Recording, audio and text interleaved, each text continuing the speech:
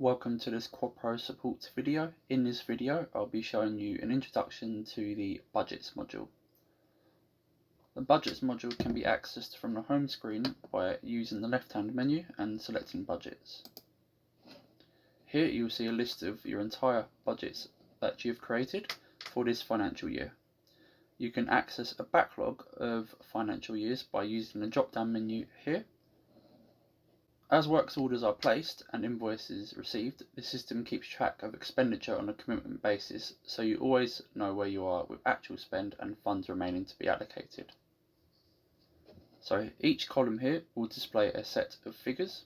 So the budget column will display the amount that you started with. The estimate column will display the funds that are estimated to be coming out of this budget.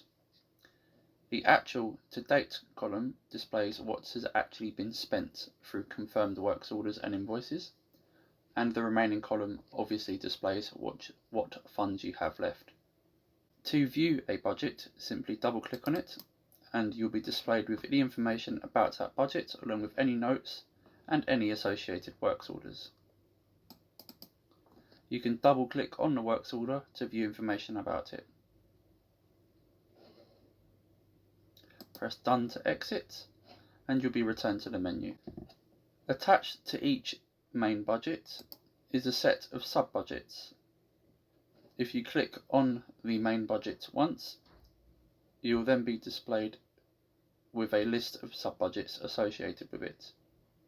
Again, you can double click on a sub-budget to view the information about that sub-budget, along with any notes and any works orders associated with it.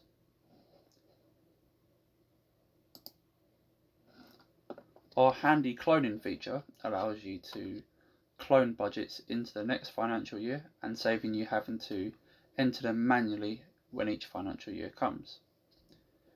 You can also print main budgets and sub-budgets to a handy Excel sheet which you can use for data purposes.